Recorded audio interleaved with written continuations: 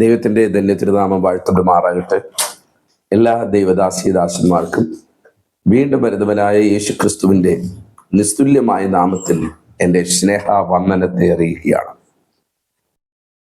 വിശുദ്ധിക്കും വേർപാടിനും വേണ്ടി ഒരുങ്ങുകയും ഒരുക്കപ്പെട്ടുകൊണ്ടിരിക്കുകയും ചെയ്തുകൊണ്ടിരിക്കുന്ന ഓരോ ദൈവദാസിദാസന്മാരെയും കർത്താവ് ധന്യമായി അനുഗ്രഹിക്കട്ടെ. നമ്മുടെ വാഴ്ത്തപ്പെട്ട കർത്താവിൻ്റെ രണ്ടാമത്തെ മടങ്ങി വരവ് ഏറ്റവും അടുത്തിരിക്കുകയാണ്. അതിനേക്കാൾ ഉപരിയായി നമ്മുടെ മരണവുമായി നാം അടുത്തുകൊണ്ടിരിക്കുകയാണ്. ഏത് നിമിഷം വേണമെങ്കിലും കർത്താവ് നമ്മെ ചേർക്കാൻ വരാൻ പോവുകയാണ്. അതിൻ്റെ ചിലമ്പൊലി ശബ്ദങ്ങൾ നമ്മുടെ കാതുകളിലും നമ്മൾ കേട്ടുകൊണ്ടിരിക്കുന്നു, നമ്മുടെ കണ്ണാലെ കണ്ടുകൊണ്ടിരിക്കുന്നു, നമ്മുടെ ആത്മമണ്ഡലം അത് പറഞ്ഞുകൊണ്ടിരിക്കുന്നു. എന്നാൽ നമ്മുടെ ആത്മീയ ജീവിതത്തിൽ ഒരു വീഴ്ച ഒരു പക്ഷേ നിത്യതയെ തടഞ്ഞെന്ന് വരാം. ഒരു പ്രവൃത്തി നമ്മുടെ നിത്യതയെ തടഞ്ഞെന്ന് വരാം. നമ്മുടെ ജീവിതത്തിൻ്റെ ഒരു വൈകല്യം നിത്യതയെ തടഞ്ഞെന്ന് വരാം. ഒരു പക്ഷേ ഈ സന്ദേശം ആ നിത്യതയെ തടയാൻ നിൽക്കുന്ന ആ ഒരു കല്ല് മാറുന്നതായിരിക്കും. വളരെ പ്രാർത്ഥനയോടുകൂടെ, വളരെ പ്രതീക്ഷയോടുകൂടെ നിങ്ങളുടെ വിലപ്പെട്ട സമയം എന്നെനിക്കറിയാം. ആ വിലപ്പെട്ട സമയം, ആ വിലപ്പെട്ട ഹൃദയം, ഒരല്പസമയം നമുക്ക് ഒരുമിച്ച് ഈ തിരുവചന ചിന്തയിലേക്ക് ഇരിക്കാം. ദൈവം നമ്മെ അനുഗ്രഹിക്കുമാറാകട്ടെ. ഞാൻ ഇന്ന് എടുത്തിരിക്കുന്ന ഒരു വിഷയം, ലോകത്തെ ജയിക്കേണ്ട സഭ ലോകത്താൽ കീഴ്പ്പെടുവാൻ പാടില്ല എന്ന് വെച്ചാൽ, ലോകത്തിൽ സഭ ജയിച്ചു നിൽക്കണം എപ്പോഴും. കാരണം നമ്മുടെ വാഴ്ത്തപ്പെട്ട കർത്താവ് ഇങ്ങനെ ഒരു വചനം പറഞ്ഞു. യോഹന്നാന്റെ സുവിശേഷം 16-ാം അധ്യായം അതിൻ്റെ 33-ാം വാക്യം. യോഹന്നാന്റെ സുവിശേഷം 16-ാം അധ്യായം അതിൻ്റെ 33-ാം വാക്യം. ലോകത്ത് നിങ്ങൾക്ക് കഷ്ടത ഉണ്ട്, എങ്കിലും ധൈര്യപ്പെടുവിൻ, ഞാൻ ലോകത്തെ ജയിച്ചിരിക്കുന്നു. അങ്ങനെയാണെങ്കിൽ നമ്മൾ ജയാളിയുടെ ഓരോ മക്കളാണ്, അല്ലെങ്കിൽ അണികളാണ് എന്ന കാര്യം നമ്മൾ മറക്കാതിരിക്കട്ടെ. അപ്പോൾ എന്ത് ചെയ്യണം? ലോകത്തെ നമ്മൾ ജയിച്ച് ഓരോ ദിവസവും കടന്നു പോകണം. ലോകം ഒരിക്കലും നമ്മെ കീഴ്പ്പെടുത്തുവാൻ വിട്ടുകൊടുക്കരുത്. ഇത് രണ്ട്. ഒരു ദൈവസഭ എന്ന് പറയുന്നത് എന്താണ്? സഭ എന്ന വാക്കിന്റെ അർത്ഥം എക്ലസിയ എന്ന ഗ്രീക്ക് പദത്തിന്റെ അർത്ഥം പുറത്തു കൊണ്ടുവന്നവർ എന്ന് വെച്ചാൽ, പാപത്തിൽ കിടന്ന നമ്മെ ഒരു വിശുദ്ധ കാര്യത്തിന് വേണ്ടി ദൈവം പുറത്തു കൊണ്ടുവന്നു എന്ന് വെച്ചാൽ, കുറച്ചും കൂടെ ആശയത്തോട് പറഞ്ഞാൽ, ഒരു വിശുദ്ധ കാര്യത്തിന് വേണ്ടി വിളിച്ച് വേർതിരിക്കപ്പെട്ടവരുടെ കൂട്ടമാണ് സഭ എന്ന് പറയുന്നത്. ഈ ലോകം എന്ന് പറയുന്നത് എന്താണ്?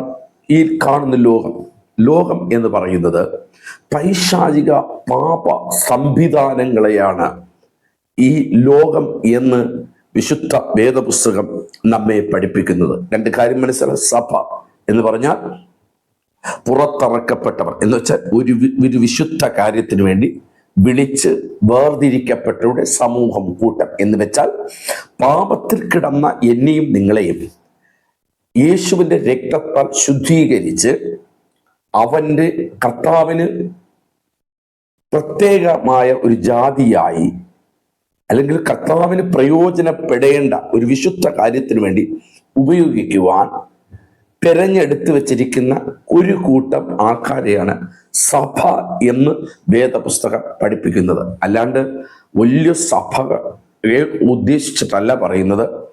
ആകാശം മുട്ടെ നിൽക്കുന്ന വലിയ ആലയങ്ങളെ നോക്കിയല്ല പറയുന്നത്. രക്ഷിക്കപ്പെട്ട് സ്നാനപ്പെട്ട് വിശുദ്ധിയിൽ ജീവിക്കുന്ന ഒരു കൂട്ടം സമൂഹത്തെയാണ് സഭ എന്ന് പറയുന്നത്. ലോകം എന്ന് പറഞ്ഞതിൻ്റെ അർത്ഥം മനസ്സിലായല്ലോ. ഇവിടെ കാണുന്ന മനുഷ്യരെ, അല്ലെങ്കിൽ ഈ കാണുന്ന പ്രകൃതിയെ അല്ല ഉദ്ദേശിക്കുന്നത്. ഈ ലോകത്തിൻ്റെ പാപ സംവിധാനങ്ങളെയാണ് ലോകം എന്ന് വേദപുസ്തകം ഉദ്ദേശിക്കുന്നത്.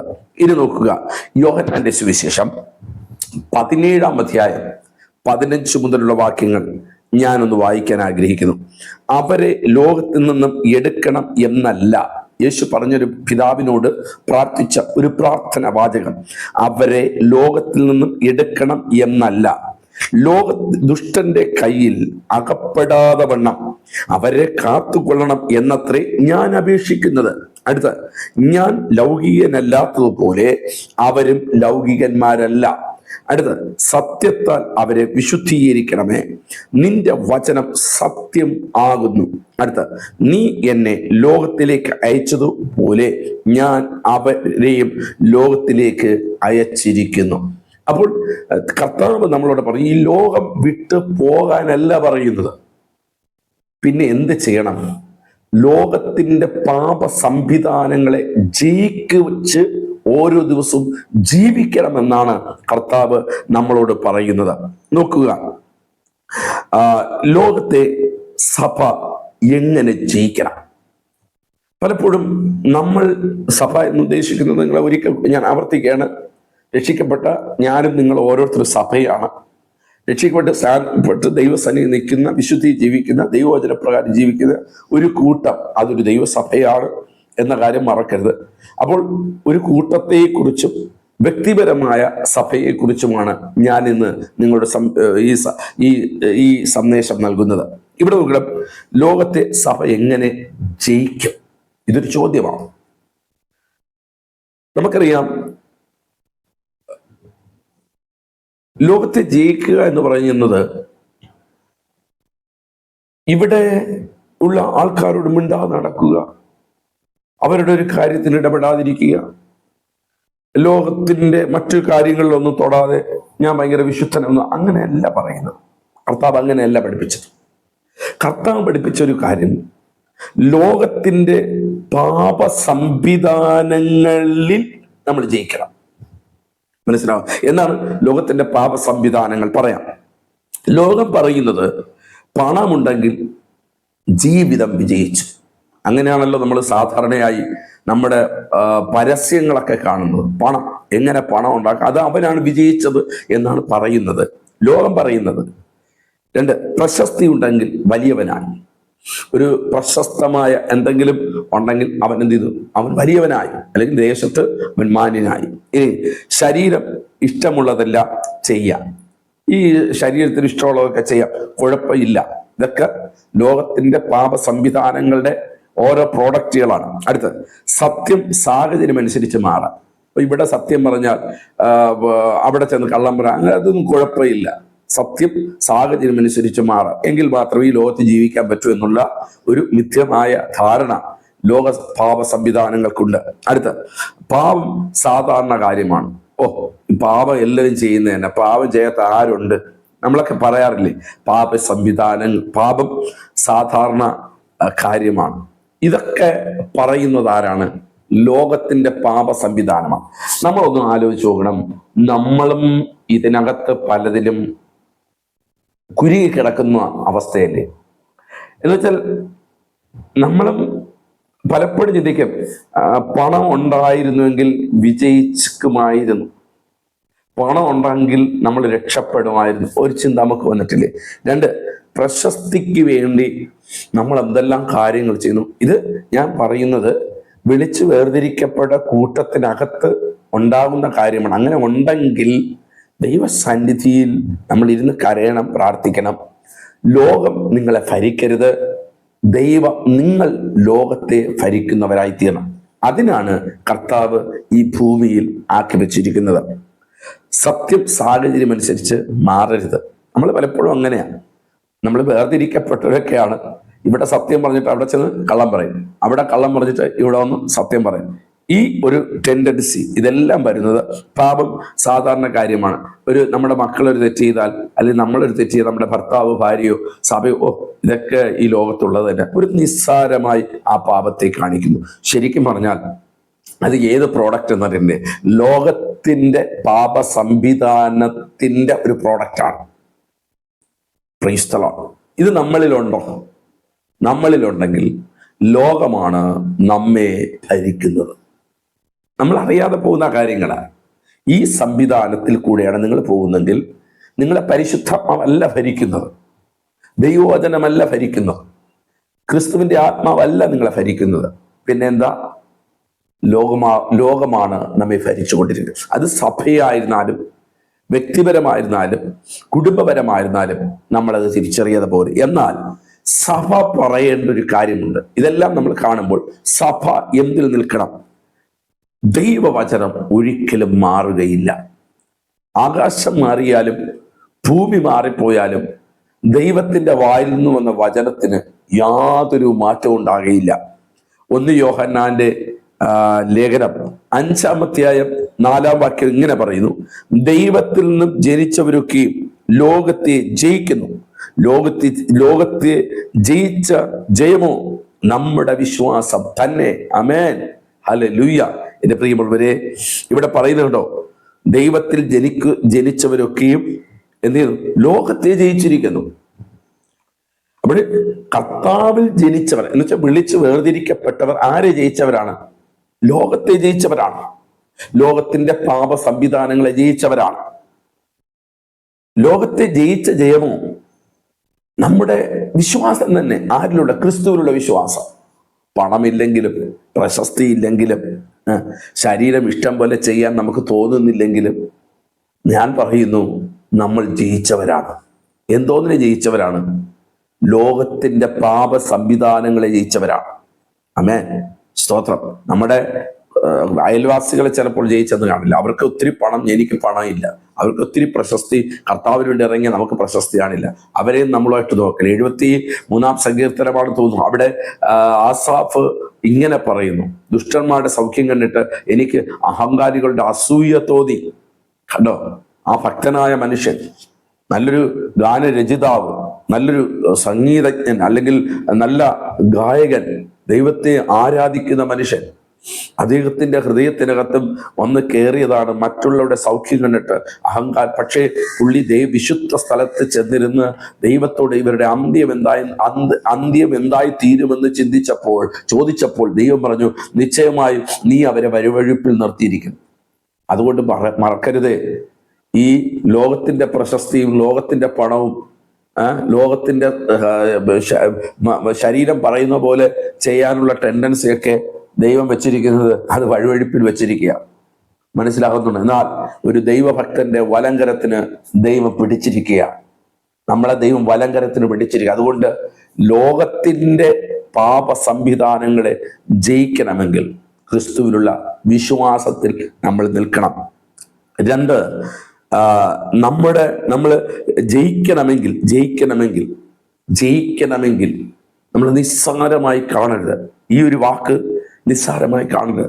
നമ്മൾ ലോകത്തിന്റെ പാപ സംവിധാനത്തെ ജയിക്കണമെങ്കിൽ 1 എന്ത് വേണം? നമ്മുടെ വിശ്വാസം. ആരിലുള്ള വിശ്വാസം? ക്രിസ്തുവിലുള്ള വിശ്വാസം. ആ വിശ്വാസം നമ്മുടെ ജീവിതത്തിൽ വന്നാൽ മാത്രമേ ഇതിനെ ജയിക്കാൻ പറ്റൂ. 2, പലരും പറയുന്നത് കേട്ടിട്ടുണ്ട്, സഭയുടെ ശക്തി എന്ന് പറയുന്നത് കെട്ടിടത്തിലല്ല. വിളിച്ചു വേർതിരിക്കപ്പെട്ടവരുടെ ശക്തി കെട്ടിടത്തിലല്ല. എന്താ വെച്ചാൽ സഭയിലല്ല. ആകാശം മുട്ട നിൽക്കുന്ന വലിയ കുരിശും വലിയ അകത്ത് AC വെച്ച സഭയും ഇതൊന്നും അല്ല സഭയെന്ന് പറയുന്നത്. ഇതിനകത്ത് ശക്തി എന്ന് പറയുന്നത് നാട്ടുകാർ പറയും, ജാതികൾ പറയും, അവരുടെ ചർച്ച് ഭയങ്കര ചർച്ച, മെഗാ ചർച്ച് എന്നാണ് പറയുന്നത്. 2, ശക്തി ജനസംഖ്യയിലല്ല. 4 സെക്ഷൻ ആരാ നടക്കുന്നു, 5 സെക്ഷൻ അതൊക്കെ നടന്നോട്ടെ, നല്ല കാര്യമാണ്. പക്ഷെ ഇതിലൊന്നും അല്ല ശക്തി കിടക്കുന്നത്. ചിലര് പറയും ശബ്ദകോലാഹലത്തിൽ, അതിനകത്ത് കയറുമ്പോൾ എന്തോ ഒരു സാന്നിധ്യം, എന്തോ ഒരു ബലം, അല്ലെങ്കിൽ എന്തൊരു ശബ്ദം, കിലോമീറ്ററോളം നിന്നാൽ ഇവിടുത്തെ ആരാധന കേൾക്കാൻ പറ്റും. ഇതിലാ ചിലര് ശക്തി തെളിയിക്കുന്നത്. ചിലര് ശക്തി തെളിയിക്കുന്നത് സഭയ്ക്കകത്ത് വരുന്ന വമ്പന്മാരുടെ പേര് പറഞ്ഞ, ഞങ്ങളുടെ ചർച്ചിൽ ഇന്നയാൾ വരുന്നു, ഞങ്ങളുടെ ചർച്ചിൽ ഇന്ന കുടുംബം വരുന്നു, ഞങ്ങളുടെ ചർച്ചിൽ ഇന്ന നേതാവ് വരുന്നു, ഇന്ന ചർച്ചിൽ ഇന്ന ഉദ്യോഗസ്ഥൻ വരുന്നു. ഇതിൽ ശക്തി തെളിയിക്കുന്നവരുണ്ട്. എന്നാൽ വിശുദ്ധ വേദപുസ്തകം പറയുന്നു, സഭയുടെ ശക്തി ഇതിലൊന്നിലും അല്ല. സഭയുടെ ശക്തി പരിശുദ്ധാത്മാവിലാണ്. അപ്പോൾ നമ്മൾ പാപ സംവിധാനങ്ങളെ ജയിക്കണമെങ്കിൽ ക്രിസ്തുവിലുള്ള വിശ്വാസം. 2 പറയുന്നു, സഭ ശക്തിപ്പെടുന്നത് പരിശുദ്ധാത്മാവിലായിരിക്കട്ടെ. 2ാമത്തെ കാര്യം, ലോകം സഭയ്ക്കുള്ളിൽ കയറുന്ന അപകടം, അല്ലെങ്കിൽ ലോകം സഭയ്ക്കുള്ളിൽ കയറിയാൽ ഉണ്ടാകുന്ന ഒരു അപകടമുണ്ട്. നമ്മുടെ സഭകളിലൊക്കെ നമ്മൾ ചിന്തിക്കേണ്ട കാര്യമാണ്. വിളിച്ച് വേർതിരിക്കപ്പെട്ടവരുടെ കകത്ത് ലോകം കയറിക്കഴിഞ്ഞിരിക്കുകയാണ്. കയ്യടിയുണ്ട്, ആരാധനയുണ്ട്, അന്യഭാഷയുണ്ട്, അഭിഷേകമുണ്ട്, ഉണർവുണ്ട്, എല്ലാം ഉണ്ട്. പക്ഷേ സഭയ്ക്കകം ഭരിക്കുന്നത് ലോകമാണ്. നിങ്ങൾ എപ്പോഴും ചിന്തിക്കണം, സഭയ്ക്കകത്ത് ലോകം കയറിയാൽ ഉണ്ടാകുന്ന ഭയങ്കര അപകടമാണ്. ഒന്ന്, ദൈവം ഈ ഭൂമിയിൽ ദൈവസഭയെ ആക്കിയിരിക്കുന്നത് ലോകത്തെ ജയിക്കാൻ വേണ്ടിയാണ്. എന്നുവെച്ചാൽ പാപ സംവിധാനങ്ങളെ ജയിക്കാൻ വേണ്ടിയാണ്. നോക്കണം, എങ്ങനെ കയറി, അല്ലെങ്കിൽ കയറിയിട്ടുണ്ടോ, ലോകം സഭയ്ക്കുള്ളിൽ കയറിയിട്ടുണ്ടോ എന്നതിൻ്റെ തെളിവ് നമ്മുടെ വസ്ത്രധാരണ നോക്കണം. വിളിച്ച് വേർതിരിക്കപ്പെട്ടവരുടെ വസ്ത്രധാരണ നിങ്ങൾ നോക്കണം. ഒന്നാമത്തെ ചിന്തത, വിശുദ്ധ വേദപുസ്തകങ്ങൾ നമ്മുടെ അപ്പസ്തോലന്മാരെല്ലാം പറഞ്ഞു, മാന്യമായ വസ്ത്രം, ലജ്ജാശീലത്തോടും സുബോധത്തോടും കൂടെ തങ്ങളെ തന്നെ അലങ്കരിക്കാനാണ് പറയുന്നത്. ലജ്ജയായതിൽ മാനം തോന്നുന്ന രീതിയിലുള്ള വസ്ത്രധാരണകൾ ഇന്ന് സഭകളിൽ കയറിപ്പറ്റി. സഭ എന്ന് ഞാൻ ഉദ്ദേശിക്കുന്നത്, ഞാൻ വീണ്ടും ആവർത്തിക്കുന്നത്, തെറ്റിദ്ധരിക്കപ്പെടാതിരിക്കാൻ വേണ്ടിയാണ്. രക്ഷിക്കപ്പെട്ട് സ്നാനപ്പെട്ട് വിശുദ്ധി ജീവിക്കുന്നു എന്ന് പറയുന്ന, കൈയടിക്കുന്ന, അന്യഭാഷ പറയുന്നവരെ ആണ് ഞാൻ ഉദ്ദേശിച്ചു പറയുന്നത്. ഇവരുടെ ഇടയിൽ വസ്ത്രധാരണം നോക്കണം. ലോകത്തിന്റെ പാപ സംവിധാനത്തിന്റെ ഫാഷൻ നമ്മുടെ കുഞ്ഞുങ്ങൾ ഉൾപ്പെടെ, നമ്മുടെ ആന്റിമാരുൾപ്പെടെ കയറിക്കഴിഞ്ഞു. എന്തെല്ലാം മോഡേൺ പരിപാടിയാണ് അവിടെയും ഇവിടെയും കാണിച്ച്. നിങ്ങൾ ആരും വിമർശിക്കുന്നു എന്ന് ചിന്തിക്കരുത്. ഞാൻ ഇങ്ങനെ പറയാൻ കാരണം, നമ്മുടെ സഭയാകുന്ന എൻ്റെ അകത്ത്, സഭയാകുന്ന ഞങ്ങളുടെ കൂട്ടായ്മകത്ത് ലോകം കയറിയോ ഇല്ലേ എന്ന് തെളിയിക്കുന്നത്, കയറിയാൽ അപകടമാണ്. ഏതോ ഒരു സിനിമാ നടനിട്ട മോഡലിൽ ഇന്ന് സഭയ്ക്കകത്ത് കയറി വരുന്നു. എന്തിനു പറയുന്നു? ഒരു ഷോള് പോലും ഇടുവാൻ നമ്മുടെ ആൾക്കാർക്ക് ആഗ്രഹമില്ല. ദൈവദാസന്മാരുടെ ഭാര്യമാർ പോലും അതിന് തയ്യാറാകുന്നില്ല. അവർ ലോകത്തിന്റെ ബ്യൂട്ടി പാർലറുകളിലും അവിടെയും ഇവിടെയും അണിഞ്ഞൊരുങ്ങി, ഞാൻ നേരത്തെ പറഞ്ഞത്, ശരീരത്തെ സന്തോഷിപ്പിക്കുന്ന രീതിയിൽ, ശരീരത്തെ ബലപ്പെടുത്തുന്ന രീതിയിൽ അവർ അങ്ങനെ ആയിപ്പോയി കഴിഞ്ഞിരിക്കുകയാണ്. ഇത് എവിടത്തെ സാധനമാണ്? ബ്യൂട്ടി പാർലർ എവിടത്തെ സാധനമാണ്? ലോകത്തിന്റെ പാപ സംവിധാനമാണ്. മോഡേൺ വസ്ത്രങ്ങൾ, വസ്ത്രം ഏത് ഇട്ടോട് കുഴപ്പമില്ല, ലജ്ജാശീലത്തോട് അവയവങ്ങളെ മറച്ച് മാന്യവും സുബോധമുള്ളവരെ. ഇന്ന് പലർക്കും സുബോധം ഇല്ലെന്നേ. ഈ ഭ്രാന്തന്മാർ റോഡിൽ ഇട്ടുകൊണ്ട് നടക്കുന്ന വസ്ത്രം, അവർ ചിലപ്പോൾ അവിടെ കീറി ഇവിടെ കീറി, അല്ലെ നമ്മൾ എല്ലാവരെയും കാണുന്നില്ലേ? അതേപോലുള്ള മോഡലല്ലേ നമ്മുടെ സഭയ്ക്കകത്ത് പലരും ഇട്ടുകൊണ്ട് വരുന്നത്? അവിടെ താക്കീത് ചെയ്യാൻ ഇവിടെ ആളില്ല. ദൈവദാസന്മാർ അതിന് തയ്യാറല്ല. അപ്പോൾ ലോകത്തിന്റെ വസ്ത്രധാരണ, ലോകത്തിന്റെ ചിന്ത, സ്തോത്രം, നമ്മുടെ സഭകൾക്കകത്ത് ലോകത്തിന്റെ ചിന്തകൾ കയറി. ലോകം എന്ത് കാണിച്ചു കൂട്ടുന്നു ആ ചിന്തയിലേക്ക് സഭ വന്നു. 3, അഭിമാനം. ലോകക്കാർക്കാണ് അഭിമാനമുള്ളത്. ദൈവസഭയ്ക്കകത്ത് കയറുന്നവൻ അഭിമാനം ക്രിസ്തുവിലാണ് പ്രശംസിക്കേണ്ടത്. ക്രിസ്തുവാണ് ഞങ്ങളുടെ അഭിമാനം. 3, 4, പണം. പണ്ട് ദൈവം അന്നന്നത്തേക്ക് വേണ്ടി തരാമെന്ന ദൈവം നമുക്ക് വാക്ക് തന്നു. ഇന്ന് 4 തലമുറയ്ക്ക് വേണ്ടി ഉണ്ടാക്കാൻ വേണ്ടി പണം, ദ്രവ്യാഗ്രഹം സകലവിധ ദോഷത്തിനും കാരണമെന്ന് വേദപുസ്തകം പറയുന്നു. പ്രശസ്തിക്ക് വേണ്ടി സഭ കയറുവാൻ തുടങ്ങി. എൻ്റെ സഭ ദേശത്തറിയണം, എൻ്റെ മിനിസ്ട്രി ദേശത്തറിയണം. എന്തെല്ലാം കാട്ടിക്കൂട്ടുന്നു. ഇത് എവിടെ നിന്ന് കയറിയതാ? പ്രശസ്തി എവിടെയുള്ളതാ? സിനിമാ നടന്മാർക്ക് പ്രശസ്തിക്ക് വേണ്ടി അവർ പലതും ചെയ്യുന്നു. രാഷ്ട്രീയക്കാർ അങ്ങനെ ചെയ്യുന്നുണ്ട്. നമ്മുടെ സഭയ്ക്കകത്ത് നമ്മുടെ വിളിച്ച് വേർതിരിക്കപ്പെട്ടവരുടെ കൂട്ടത്തിൽ പ്രശസ്തിക്ക് വേണ്ടി അവർ പലതും ചെയ്യാൻ തുടങ്ങി. വേണമെങ്കിൽ നിങ്ങൾ മീഡിയ തുറന്നാൽ മതി, എന്തെല്ലാം ദൈവവചനത്തിനകത്ത് ഇല്ലാത്തത് പറഞ്ഞ് പ്രശസ്തിക്ക് വേണ്ടി അവർ പലതും ചെയ്യുന്നുണ്ട്. ഇനി നോക്കണം, മത്സരബുദ്ധി. വേദപുസ്തകം മത്സരം ആഭിചാരം പോലെ എന്നാണ്. അത് നമ്മുടെ സഭയ്ക്കകത്ത് കയറിക്കഴിഞ്ഞു. വിളിച്ചു വേർതിരിക്കപ്പെട്ടവരുടെ ഇടയിൽ കയറി മത്സരബുദ്ധി. ഇനി അധികാരമോഹം. ഞാൻ പ്രസിഡന്റ് ആകണം, ഞാൻ സെക്രട്ടറി ആകണം, ഞാൻ ട്രഷറർ ആകണം. അതിനെന്ത്? അധികാരത്തിന് വേണ്ടി.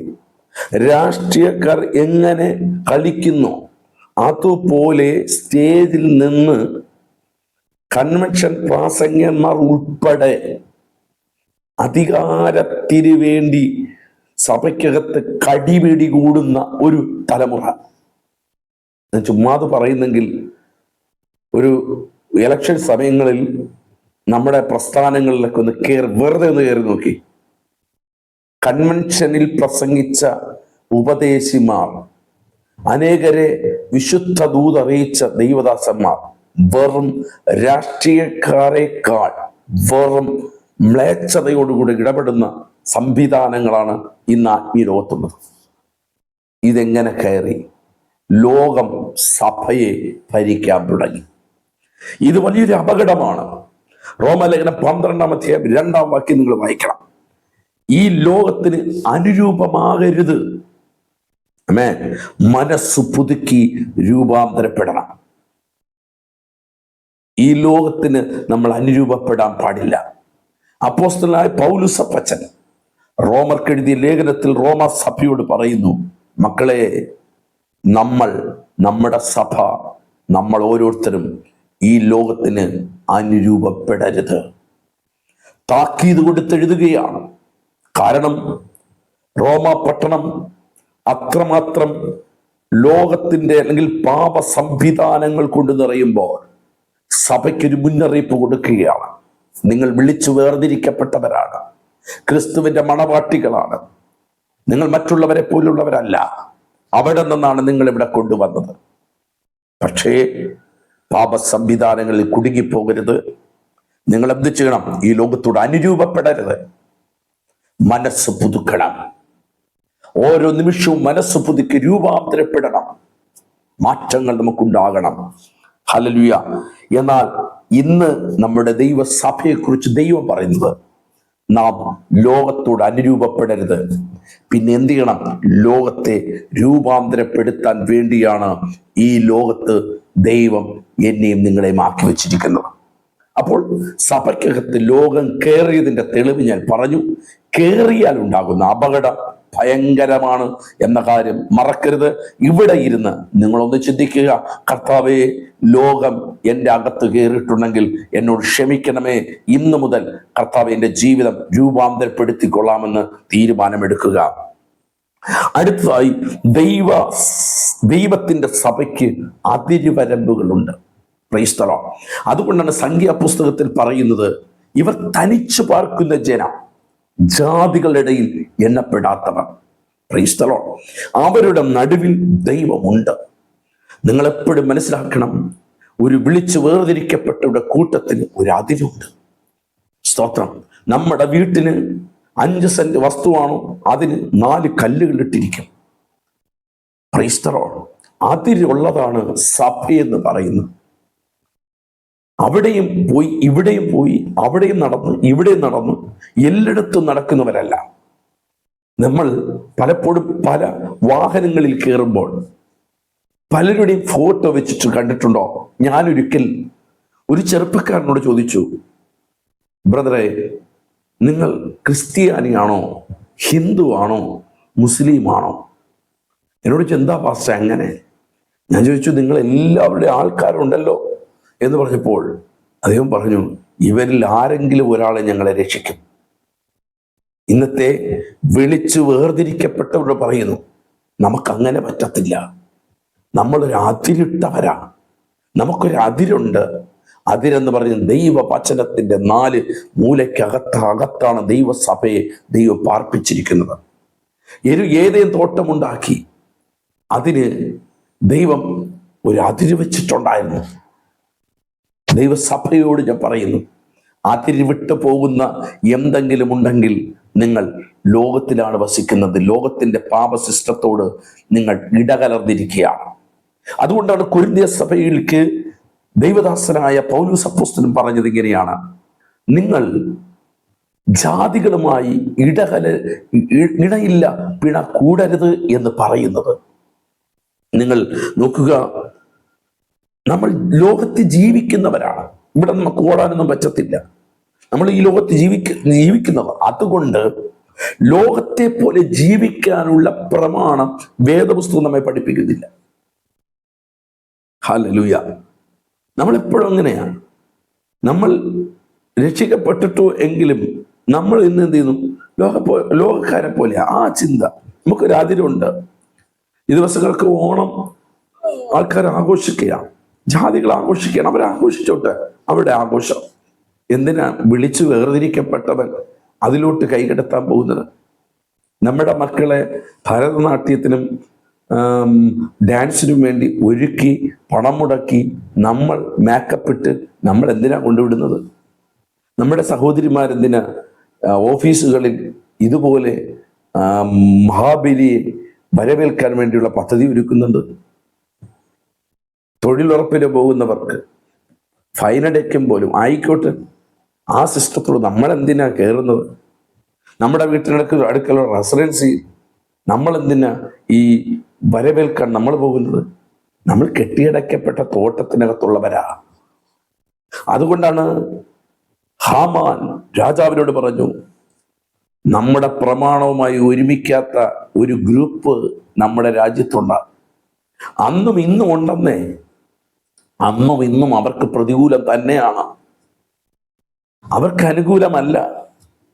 ഇവിടെ നടക്കുന്ന സാംസ്കാരികപരമായെന്ന് പറയുന്ന സകല കാര്യങ്ങളുടെ അകത്തും ലോകത്തിന്റെ പാപ സംവിധാനങ്ങളുണ്ട്.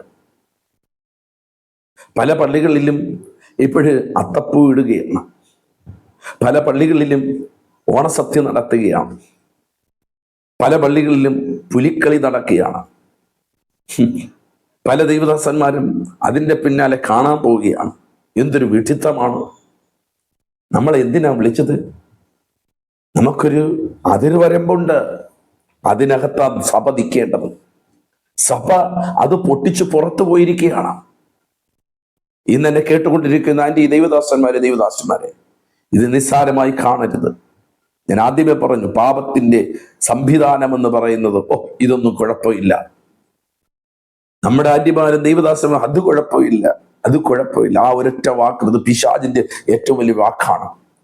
നോക്കണം, വിശുദ്ധ വേദപുസ്തകം പഠിക്കുമ്പോൾ നോഹയുടെ കാലഘട്ടത്തിൽ ജീവിച്ചിരുന്ന ജനമെല്ലാം പാപത്തിന്റെ മക്കളായിരുന്നു. പക്ഷേ ആ റൂട്ടിലേക്ക് നോഹ പോകാതെ ദൈവം വേർതിരിക്കപ്പെട്ട റൂട്ടിലേക്ക് നോഹ കുടുംബവും എത്തിച്ചേർന്നു. ഇനി നിങ്ങൾ നോക്കണം, ദാനിയലിന്റെ കാലഘട്ടത്തിൽ ബാബിലോണിയ രാജ്യം അതിന്റെ ശക്തി തെളിയിച്ചു നിൽക്കുന്ന ഒരു സമയമാണ്. ശക്തമായ പ്രതിസന്ധിയുടെ നടുവിലും ദാനിയേലും കൂട്ടരും അവർ വചനത്തിന്റെ അടിസ്ഥാനത്തിൽ അതിരുവരമ്പ് വിടാതെ ഉറച്ചു നിന്ന ഭക്തനെ അവിടെ കാണാൻ സാധിക്കുന്നു. നിങ്ങൾ നോക്കണം, എസ്തേർ എന്ന് പറയുന്ന ഭക്തയായ സ്ത്രീ ആ പ്രതിസന്ധിയുടെ നടുവിലും അവൾ ഒറ്റയ്ക്ക് രാജാവിന്റെ വ്യവസ്ഥയേക്കാൾ ദൈവജനത്തിന് വേണ്ടിയുള്ള രക്ഷയ്ക്ക് വേണ്ടിയുള്ള ദൈവിക വ്യവസ്ഥയിൽ ഇരിക്കുവാനിടയായി. ഇനി നോക്കണം, മിസ്രൈമിൽ ഒരു യോസഫ് എത്തി. പക്ഷെ മിസ്രൈമിന്റെ പാപശക്തിയൊന്നും ആരെ തൊട്ടില്ല? യോസെഫിനെ തൊട്ടില്ല. എന്നതിൻ്റെ അർത്ഥം നമ്മൾ ഈ ലോകത്തോട് അനുരൂപപ്പെടരുത്. നമ്മൾ കെട്ടിയടയ്ക്കപ്പെട്ട തോട്ടമാണ്. ഒരു പ്രത്യേകമായ വിശുദ്ധ കാര്യത്തിന് വേണ്ടിയാണ് ദൈവം നമ്മളെ വിളിച്ച് വേർതിരിച്ചിരിക്കുന്നത്. വെറുതെ അല്ല. ഇതിനൊരു അതിരുണ്ട്, ഇതിനൊരു വേലിയുണ്ട്. ഈ വേലി പൊളിച്ച് ശത്രുവിനകത്ത് കയറാൻ പറ്റത്തില്ല. നമ്മൾ പൊളിച്ച് ശത്രുവിന്റെ അടുക്കൽ പോകരുത് എന്ന കാര്യം ഓർമ്മിപ്പിക്കുന്നു. പ്രിയമുള്ളവരെ, അടുത്തത് ലോകത്തിന്റെ സൗഹൃദം പുലർത്തുന്നതിന്റെ അപകടം നിങ്ങൾ മനസ്സിലാക്കണം. എന്ന് വെച്ചാൽ നമ്മൾ ലോകത്തിന്റെ മൂല്യങ്ങൾക്ക് വില കൽപ്പിക്കരുത്. യാക്കോബിന്റെ ലേഖനം 4-ാം അധ്യായം 4-ാം വാക്യം പറയുന്നു, ലോക സ്നേഹം ദൈവത്തോടുള്ള ശത്രുത്വമാകുന്നു. ഇത് ഈ വചനം വളരെ ഗൗരവമുള്ള ഒരു വാക്കാണ്. ലോക സ്നേഹം ദൈവത്തോടുള്ള ശത്രുത്വം. ഇന്ന് വിളിച്ച് വേർതിരിക്കപ്പെട്ട പലരും ആത്മീയ ലോകം മുഴുവനും ലോകത്തോട് കൂട്ടുകെട്ടാൻ പോയിരിക്കുകയാണ്. പൗലോസ് അപ്പോസ്തലൻ എന്ത് വ്യക്തമായി പറയുന്നു, ജാതികളുമായി ഇടകലരാൻ പാടില്ല. നമ്മളാകട്ടെ അവരോട് സ്നേഹബന്ധം പുലർത്താൻ പോകുന്നു. എന്ന് വെച്ചാൽ ഞാൻ പറഞ്ഞതിന്റെ അർത്ഥം ഹിന്ദുക്കളോടോ മുസ്ലിങ്ങളോടോ ജൈനനോടോ സിഖുകാരനോടോ സ്നേഹിക്കരുതെന്നോ, അവനെ സ്നേഹിക്കാതെ നമുക്ക് ഈ ലോകത്തിൽ അവനെ ദൈവസേനയിൽ കൊണ്ടുവരാൻ പറ്റത്തില്ല. ആ സിസ്റ്റമല്ല ഞാൻ പറയുന്നത്. ഞാൻ പറയുന്നത് ലോകത്തിന്റെ പാപ സംവിധാനങ്ങളെ സ്നേഹിക്കരുത്. അതാണ് ഇവിടെ പറയുന്നത്. യാക്കോബ് പറയുന്നത് ലോകത്തെ സ്നേഹിക്കുന്നവന് ലോക സ്നേഹം ദൈവത്തോടുള്ള ശത്രുത്വമാകുന്നു എന്നതിന്റെ അർത്ഥം ലോകത്തിന്റെ മൂല്യങ്ങൾ നമ്മുടെ മൂല്യങ്ങളാകുമ്പോൾ പ്രശ്നം ആരംഭിക്കുന്നു. നിങ്ങൾ എപ്പോഴും മനസ്സിലാക്കണം. എൻ്റെ വാക്കുകൾക്ക് ഞാൻ കുത്തിടുന്നതിന് മുമ്പ് എൻ്റെ പ്രിയ സഹോദര, ലോകത്തിന്റെ പാപത്തിന്റെ മൂല്യങ്ങൾ നിങ്ങളുടെ ഹൃദയത്തിനകത്ത് പറ്റിപ്പിടിച്ചോ, കുടുംബത്തിനകത്ത് പറ്റിപ്പിടിച്ചോ, ഹല്ലേലൂയ, അത് അപകടമാണ്, അത് അപകടമാണ്, അത് അപകടമാണ്. ഹല്ലേലൂയ. ആത്മീയ ജീവിതം തകർന്നു പോകാൻ സാധ്യതയുണ്ട്. നിത്യത തടയാൻ സാധ്യതയുണ്ട്. ഹല്ലേലൂയ. നിങ്ങൾ എപ്പോഴും മനസ്സിലാക്കണം, സഭയ്ക്കൊരു മാനദണ്ഡമുണ്ട്. എന്താണ് മാനദണ്ഡം? ഓരോ വ്യക്തികളും ചിന്തിക്കണം. എനിക്കിഷ്ടമാണോ എന്നല്ല, എൻ്റെ ദൈവത്തിന് ഞാൻ ചെയ്യുന്ന കാര്യം ഇഷ്ടമാണോ? ഇത് ചിന്തിക്കുന്നതാണ് സഭയുടെ മാനദണ്ഡം. ഒരു സഭയിൽ ഒരു കാര്യം ചെയ്യുമ്പോൾ ഇത് ദൈവത്തിന് ഇഷ്ടമാണോ? ഒരു വ്യക്തി എന്തെങ്കിലും ചെയ്യുമ്പോൾ അത് ദൈവത്തിന് ഇഷ്ടമാണോ? വിശുദ്ധ വേദപുസ്തകം പറയുന്നു, നിങ്ങൾ ദൈവത്തിന്റെ ഇഷ്ടം സ്വർഗത്തെ പോലെ ഭൂമിയിലും ആകണം. പിതാവിനോട് പുത്രൻ പറയുകയാണ്, കഴിയുമെങ്കിൽ ഈ പാനപാത്രം എന്നിൽ നിന്ന് മാറ്റണമേ. ഉടൻ പറഞ്ഞു, എൻ്റെ ഇഷ്ടമല്ല, അങ്ങയുടെ ഇഷ്ടമാണ്. നമ്മുടെ കർത്താവായ യേശു ക്രിസ്തു പിതാവായ ദൈവത്തിന്റെ ഇഷ്ടം ആരാഞ്ഞതുപോലെ ഒരു യഥാർത്ഥ ദൈവസഭ, യഥാർത്ഥ വിളിച്ചു വേർതിരിക്കപ്പെട്ട കൂട്ടം അല്ലെങ്കിൽ വ്യക്തി, അവരെന്തായിരിക്കണം? അവന്റെ ഓരോ കാര്യങ്ങളിലും ദൈവത്തിന്റെ ഇഷ്ടം ആരായുന്നവനായിരിക്കണം. രണ്ടാമത്, എനിക്ക് ചെയ്യാൻ കഴിയും എന്നല്ല, ഇത് ദൈവത്തിന് മഹത്വമാണോ എന്ന് ചിന്തിക്കണം. നമുക്കെല്ലാ കാര്യങ്ങളും, ഈ ലോകത്തിന്റെ കാര്യങ്ങളെല്ലാം നമുക്ക് ചെയ്യാനുള്ള കഴിവുണ്ട്. പണമുള്ളവന് ചെയ്യാം, പണമില്ലാത്തവനും ചെയ്യാം. പക്ഷേ ഞാൻ ഇത് ചെയ്യുന്നത് ദൈവ മഹത്വമാണോ? ഇനി 3 നോക്കണം. എല്ലാവരും ചെയ്യുന്നു എന്നല്ല, ദൈവവചനം എന്താണ് പറയുന്നത് എന്ന് ചിന്തിക്കണം. പല സഭകളും ലോകത്തിന്റെ മൂല്യങ്ങളിലേക്ക് പോകാൻ കാരണം ആ സഭ ചെയ്തു, ഈ സഭ ചെയ്തു, അതുകൊണ്ട് എനിക്ക് ചെയ്യാമെന്നല്ല, ദൈവവചനം എന്താണ് പറയുന്നത്? ആ വിശ്വാസി അങ്ങനെ ജീവിക്കുന്നല്ലോ, ആ വിശ്വാസി അങ്ങനെ ഒരുങ്ങി ജീവിക്കുന്നല്ലോ, ആ പാസ്റ്ററുടെ ഭാര്യ ഇങ്ങനെ പോകുന്നു, ആ അച്ഛന്റെ ഭാര്യ അങ്ങനെ ജീവിക്കുന്നു, അങ്ങനെ സംസാരിച്ചു എന്നല്ല, ദൈവവചനത്തിൽ എനിക്കത് പറയാൻ പാടുണ്ടോ? ആ ദൈവവചനത്തിൽ എനിക്കിങ്ങനെ ജീവിക്കാൻ വ്യവസ്ഥയുണ്ടോ? ദൈവവചനത്തിനകത്ത് ഇങ്ങനെ നടക്കാൻ വ്യവസ്ഥയുണ്ടോ എന്ന് ആരായുന്നതാണ് ദൈവസഭയുടെ മാനദണ്ഡം എന്ന് പറയുന്നത്. നോക്കുക, നമ്മൾ ആരാണ് ഈ ഭൂമിയിൽ?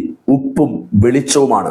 യേശുക്രിസ്തു തന്നെ തന്റെ ഉപമയിൽ മത്തായി സുവിശേഷം 5:13 ഇങ്ങനെ പറഞ്ഞു, നിങ്ങൾ ഭൂമിയുടെ ഉപ്പ് ആകുന്നു. നോക്കണം, ഉപ്പിന്റെ പ്രത്യേകത നിങ്ങൾ മനസ്സിലാക്കണം. നമ്മുടെ ഭക്ഷണങ്ങളിലൊക്കെയും ഉപ്പ് കലർത്താറുണ്ട്. പക്ഷേ ഒരിക്കലും ഭക്ഷണത്തിന്റെ സ്വഭാവം ഉപ്പ് സ്വീകരിക്കാറില്ല. ആമേൻ. നിങ്ങൾ എപ്പോഴും മനസ്സിലാക്കണം, നമ്മൾ രാവിലെ ചെയ്യുന്ന ജോലികളിലെല്ലാം ഉപ്പ് വാരിയിടാറുണ്ട്. പക്ഷേ ഉപ്പ് ഒരിക്കലും എന്ത് ചെയ്യുന്നില്ല, ഭക്ഷണങ്ങളുടെ സ്വഭാവത്തിലേക്ക് വരുന്നില്ല. ആമേൻ. ഇതുപോലെയാണ്, ഞാൻ മറ്റൊരു കാര്യം കൂടെ പറയട്ടെ. ഒരു ദൈവസഭ, ഒരു ദൈവ പൈതൽ കടലിനകത്ത് കിടക്കുന്ന മത്സ്യത്തിന് തുല്യമാണ്. മത്സ്യം വർഷങ്ങൾ കൊണ്ട് ഈ മത്സ്യം ആ കടലിനകത്ത് കിടക്കുകയാണ്. ഈ വെള്ളം നിറഞ്ഞ ഈ കടലിനകത്ത് കിടക്കുമ്പോഴും നമ്മുടെ അമ്മമാരും സഹോദരിമാരും വെട്ടി നുറുക്കി വീണ്ടും എന്ത് ചെയ്യുന്നു? ഉപ്പിടുന്നു. കാരണം എന്തെന്നറിയണ്ടേ? ഇത്രയും വർഷം ഉപ്പ് വെള്ളത്തിൽ കിടന്നിട്ടും ഇതിനകത്തേക്ക് എന്ത് കയറിയിട്ടില്ല? ഉപ്പ് കയറിയിട്ടില്ല. ഇതുപോലെ ആയിരിക്കണം ലോകത്ത് നമ്മൾ ജീവിക്കുന്നെങ്കിലും ലോകത്തിന്റെ പാപ സംവിധാനങ്ങളൊന്നും നമ്മുടെ അകത്ത് കയറരുത്, നിത്യത എത്തുന്നത് വരെയും. കർത്താവിന്റെ കയ്യിലേക്ക് നമ്മൾ ചേരുന്നത് വരെയും. ആമേൻ, ഹല്ലേലൂയ. അങ്ങനെ ഒരുക്കപ്പെടുന്നവർക്കായി ഞാൻ സ്തോത്രം ചെയ്യുന്നു. അങ്ങനെ ഒരുങ്ങിക്കൊണ്ടിരിക്കുന്നവർക്കായി സ്തോത്രം ചെയ്യുന്നു. 2 വേദപുസ്തകം പറയുന്നു, വെളിച്ചം. നമ്മൾ ആരാണ്? ലോകത്തിന്റെ വെളിച്ചം. മത്തായി സുവിശേഷം 5-ാം അധ്യായം 14-ാം വാക്യം, നിങ്ങൾ ലോകത്തിന്റെ വെളിച്ചമാകുന്നു. നിങ്ങൾ നോക്കുക, വെളിച്ചം ഒരിക്കലും ഇരുളിനോട് അനുവാദം ചോദിക്കുന്നില്ല. വെളിച്ചം വെളിപ്പെടുമ്പോൾ ഇരുട്ട് മാറിയേ പറ്റുകയുള്ളൂ. ഹല്ലേലൂയ. മറക്കരുത്, നമ്മൾ ആരാണ്? ഈ ലോകത്തിൽ ഒരു ഉപ്പാണ്. ഉപ്പ് നമ്മൾ പാചകം ചെയ്യാൻ ഇടുമ്പോൾ, ഹല്ലേലൂയ, ഏത് ആഹാരത്തിന്റെ കൂടെ ഇട്ടാലും ആ ആഹാര പദാർത്ഥത്തിന്റെ സ്വഭാവം ഉപ്പിലോട്ട് വരത്തില്ല. ഉപ്പ് അതിലോട്ട് പോകുന്നു. ഇതുപോലെ ആയിരിക്കണം ഒരു ദൈവ പൈതലിന്റെ ജീവിതം. നമ്മൾ ഈ ഭൂമിയിൽ വിളിച്ചു വേർതിരിച്ചവരാണ്. പ്രസംഗിക്കുന്ന എൻ്റെ പ്രസംഗം കൊണ്ടല്ല, എൻ്റെ ജീവിതം കണ്ടിട്ട് നാട്ടുകാർ പറയണം, സ്നേഹിതർ പറയണം, ഭാര്യ പറയണം, മക്കൾ പറയണം, ഈ മനുഷ്യൽ എന്തൊരു വ്യത്യാസമുണ്ട്. നമ്മുടെ കുടുംബത്തെ കണ്ടിട്ട് ആരാധിക്കാൻ ഓടുന്ന, പ്രാർത്ഥിക്കുന്ന, ശുശ്രൂഷിക്കുന്ന നമ്മുടെ കുടുംബത്തെ കണ്ടിട്ട് ലോകം പറയണം, ഇവർക്ക് എന്തോ ഒരു സമാധാനമുണ്ട്. ഹല്ലേലൂയ. നോക്കണം, അടുത്ത് നോക്കണം. അത് നമ്മുടെ പെരുമാറ്റം കാണുമ്പോൾ മറ്റുള്ളവർ പറയണം, ഇവർക്കൊരു ജീവിതമുണ്ട്, ജീവിതമുണ്ട്. ഹല്ലേലൂയ. ഇതാണ് സുവിശേഷം എന്ന് പറയുന്നത്. ആകയാൽ എന്നെ കേൾക്കുന്ന എൻ്റെ ദൈവദാസീദാസനോട് പറയട്ടെ, സഭ ലോകത്തെ ജയിച്ചതായിരിക്കണം. ഇല്ല എങ്കിൽ ലോകത്തെ ജയിക്കാത്ത സഭകൾ ഇന്ന് പലതുമുണ്ട്. നിങ്ങൾ കേട്ടോളാം. പ്രസംഗം ഉണ്ടാകും, പക്ഷെ അഭിഷേകം അതിനകത്തില്ല. 2, പാട്ടുണ്ടാകും, പക്ഷെ ആരാധനയില്ല. ഇനി അടുത്ത് കൂട്ടമുണ്ടാകും, ആത്മീയ ജീവനില്ല. 4, കെട്ടിടമുണ്ടാകും, ദൈവ സാന്നിധ്യം ഉണ്ടാകത്തില്ല. പേരുണ്ടാകും, സാക്ഷ്യമുണ്ടാകത്തില്ല. അതുകൊണ്ട് സഭ ഉണരപ്പെടണം. ലോകത്തിന് കീഴ്പ്പെടാനുള്ള സഭയല്ല, ലോകത്തിൽ ഉപ്പായി, ലോകത്തിൽ വെളിച്ചമായിരിക്കണം. ഹല്ലേലൂയ. പറയും കീഴിലല്ല, തണ്ടിന്മേൽ തന്നെ വെക്കണം. Price the Lord. എൻ്റെ വാക്കുകൾക്ക് വിരാമം കുറിക്കുന്നതിന് മുമ്പ് ഒരൊറ്റ ചോദ്യം. ഞാനും നിങ്ങളും ലോകത്തിൻ്റെ അകത്താണോ, അതോ ലോകം നമ്മുടെ അകത്താണോ? ലോകത്തെ ജയിച്ചിട്ടുണ്ടോ, അതോ ലോകം നിങ്ങളെ കീഴ്പ്പെടുത്തുന്നുണ്ടോ? ഒരു നിമിഷം പ്രാർത്ഥിക്കാം. പരിശുദ്ധനായ ഞങ്ങളുടെ നല്ല ദൈവമേ, ശഖാലധീരസ്യ യേശുപ്പച്ച, നിന്റെ കുഞ്ഞുങ്ങൾക്ക് വേണ്ടി ഞങ്ങൾ പ്രാർത്ഥിക്കുക. ക്രൂശിച്ചൊരിഞ്ഞ തമ്പുരാന്റെ രക്തം, വേർതിരിക്കപ്പെട്ടവർ എങ്ങനെ ആയിരിക്കണം? ലോകത്തിന്റെ മലിനതകളിൽ പെടാൻ പാടില്ല. അങ്ങനെ ഒരാളെ ചേർക്കാൻ വേണ്ടിയല്ലല്ലോ എൻ്റെ പ്രാണപ്രിയൻ വരാൻ പോകുന്നത്. ഞങ്ങളുടെ മരണം ഉറപ്പാണ് കർത്താവേ, അങ്ങയുടെ വരവ് ഉറപ്പാണ്. മരണമായിരിക്കാൻ ചിലപ്പോൾ ആദ്യം, ഇല്ല, കർത്താവിൻ്റെ 2ാമത്തെ മടങ്ങി വരവ്. കാഹളം ധരിക്കുമ്പോൾ ആദ്യം മരിച്ചവർ അക്ഷയരായി ഉയർക്കപ്പെടണമെങ്കിൽ ഞങ്ങളുടെ ജീവിതം അതിവിശുദ്ധമായിരിക്കണം. ലോകത്തെ ജയിച്ചവർ യേശുവിനോട് ആനന്ദിക്കുന്ന ഒരു ദിവസം ഞങ്ങൾ കാത്തിരിക്കുകയാണ്. ഞങ്ങൾ ലോകത്തെ ജയിക്കുന്നവരാകുവാൻ, ഞങ്ങൾ ലോകത്തിൻ്റെ ഉപ്പായി തീരാൻ, ലോകത്തിൻ്റെ വെളിച്ചമായി തീരുവാൻ സ്വർഗം സഹായിക്കണം. ഈ സന്ദേശം കേട്ടുകൊണ്ടിരിക്കുന്ന ആരെങ്കിലും ലോകത്തിൻ്റെ പാപ സംവിധാനങ്ങളുമായി, ശരീരം കൊണ്ടോ മനസ്സുകൊണ്ടോ ബുദ്ധി കൊണ്ടോ ചിന്ത കൊണ്ടോ വസ്ത്രം കൊണ്ടോ ജീവിത സമസ്ത മേഖലകൾ കൊണ്ടോ അറിയാതെ അവിടെ ആ ലോകത്തിന്റെ മൂല്യങ്ങളിലേക്ക് അറിയാതെ പൊയ്ക്കൊണ്ടിരിക്കുന്നെങ്കിൽ, യേശുപ്പ, ഈ വചനം അവർക്കൊരു വിടുതലായി തീരണം. കൃപ കൊണ്ട് നിറയ്ക്കണം. യേശു ക്രിസ്തുവിൻ നാമത്തിൽ തന്നെ. ആമേൻ, ആമേൻ, ആമേൻ. എൻ്റെ പ്രിയ സഹോദരങ്ങളെ, ഈ സന്ദേശം നിങ്ങൾക്ക് അനുഗ്രഹവും വിടുതലും ആശ്വാസവുമായെങ്കിൽ, നിങ്ങൾക്കൊരു ആത്മതപനത്തിന് കാരണമായി തീർന്നെങ്കിൽ, നിശ്ചയമായും നിങ്ങൾ മറ്റുള്ളവർക്കും കൂടെ ഷെയർ ചെയ്യുക. ഗ്രൂപ്പുകളിൽ നിങ്ങൾ ഷെയർ ചെയ്യുക. നിങ്ങളുടെ സ്നേഹിതർക്ക് ഇത് പരിചയപ്പെടുത്തി കൊടുക്കുക. ഈ ദൈവവചന ചിന്ത നമുക്ക് ഒരുമിച്ച് മറ്റുള്ളവർക്ക് കൂടെ പകരുവാൻ അത് മുഖേന ഇടയാകുമല്ലോ. കർത്താവ് നമ്മളെ എല്ലാവരെയും ധന്യമായി അനുഗ്രഹിക്കുമാറാകട്ടെ. ആമേൻ, ആമേൻ.